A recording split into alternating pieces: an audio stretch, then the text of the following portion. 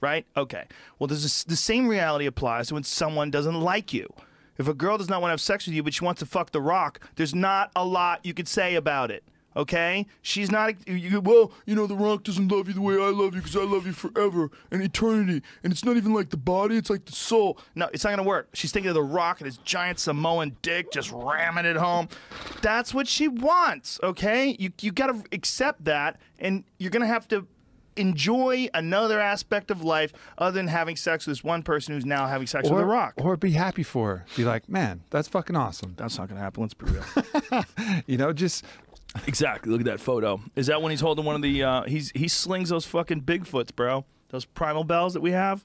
He slings that thing around like it's nothing. Yeah. That's an enormous human, dude. It's possible to make that move, man. I mean, I've been working on it in my own life. It's fucking possible. It's hard. It's hard as fuck. But, you know, you can transcend these things and just understand that deeper metaphysical truth. Pleasure for someone I love makes that person my friend, not my enemy.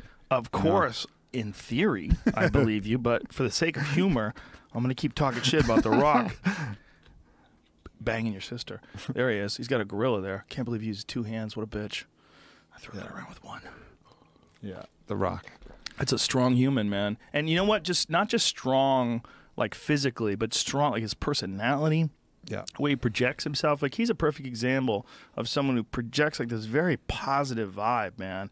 He's like this very energetic, positive, happy vibe. It's very infectious. Like, I see that guy talking. He does like YouTube clips or Instagram clips, rather, little videos he makes. And his positivity and genuine enthusiasm and happiness is so infectious. I'm a fucking fanboy of The Rock. I said it. I fucking said it. I don't care. You know who's got a great bit? Andrew Santino. I'm not going to give out a word of it. Not a word. I cannot even. But if you get a chance, Andrew Santino has a fucking hilarious bit about The Rock. God damn, it's good. It's really funny. But that kind of person, man, like, those are fuel. That's human fuel. That guy's like a light. So, like, you know, I've come to look at ourselves like a software operating system that can constantly get rewritten a little bit even by the people that you're around. You know, whether it's, you want to look from the point of like mirror neurons, you actually experiencing the same emotional state that the person you're around, or if it's just ideas or thoughts or whatever you want to, however you want to look at it. It's like adding a little bit of code to our code base. And sometimes it's helpful and sometimes it's a virus. But the more you surround yourself with people with that kind of positive vibe, it's like building on the software in a positive way. Yeah. When you're around these, you know, more negative people, they're implanting different little, you know, bugs and viruses that you're going to have to scan and remove later. We're essentially all open source. Exactly. 100%. Yeah. Open source. All human beings system. are open source, but, you know, mind your firewall. Totally. You gotta be careful. Put yourself in situations where you're adding to that positive code base, the books you're reading, the things you're listening to, you know, and be careful of the things on TV too that are adding to the, you know, creating more of the viruses, like supporting these negative thought patterns, these limiting beliefs, these things that are not helpful for the code base. And don't be so committed to these things that you have in your idea, in your mind. Like, don't be so set in your ideas, because understand that people have to be just as set in their ideas in order to lash someone for being in close proximity with a man, or to lash someone who had sex with a woman. You know, those people have the same, or to wait till a woman who's pregnant gives birth before you give her a beating with a stick because she had sex. Those people believe what they believe just as firmly. And a lot of the notions that we have that we think they're rigid rules, they're not rigid rules, except dudes with man buns. Let it go. Okay? Let it go. Stop twisting your mustache in a circle. No more man bun. No more pocket watch. Fuck you. How about that? Says the man with the fanny pack, unironically. But you know what I'm saying? Yeah, man. Man buns. 100%. They're not necessary. What are you doing, Steven Seagal? He doesn't even wear one anymore. He gave it up.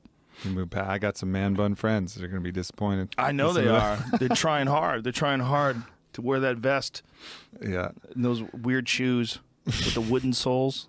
Everybody's just looking for love, and they're looking to judge themselves as a good person, you know, and those are two things that you can get yourself. You know, you can understand that you're worthy of love and supply that, and you can understand that you're a good person just being a person. Like, you know, you don't have to be better than somebody. You don't have to shit on somebody. You don't have to have this identity. You know, everybody could just relax. And I think a lot of this striving and conflict and suffering, you know, just fucking falls away. Like, you're worthy of love and you're good. Though. It's so easy to say. Like, that's a beautiful concept. You're worthy of love. But I think people have to experience a certain amount of difficulty in their life just to exercise their system.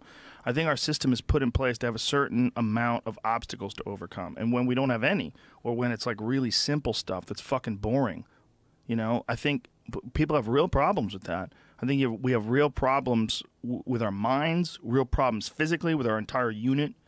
I think we absolutely need a certain amount of exertion, you know, 100%. and I mean, it might not even be physical. Like my friend Jerron Horton, I went to Colorado with him. We did a gig out there. He just got into chess, just a madman with the chess now, playing on his phone constantly, moving things around. And he's like, "You want to play?" I'm like, "Fuck that! I'm not getting sucked into that goddamn rabbit hole." I see him there on the plane. Can't wait to play chess. As soon as we're off in the sky, he's all fucking with his phone and shit. That is another discipline. I mean, they're all disciplines. They're all these different things that you try to seek truth through. I mean, chess is a form of combat. You know, it's just not painful. Yeah, but it's most certainly, it's a form of combat. It's absolutely a form. It's a contest.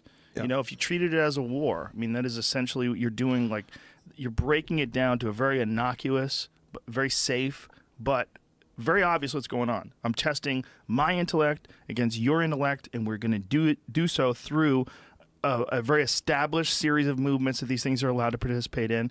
We have a established playing field. You know the rules. I know the real rules. I think I'm smarter than you. Go. Mm-hmm. And you have that little clock thing that those dudes have. Those dudes, they fuck with you, so they move it quick, and then they hit that fucking clock.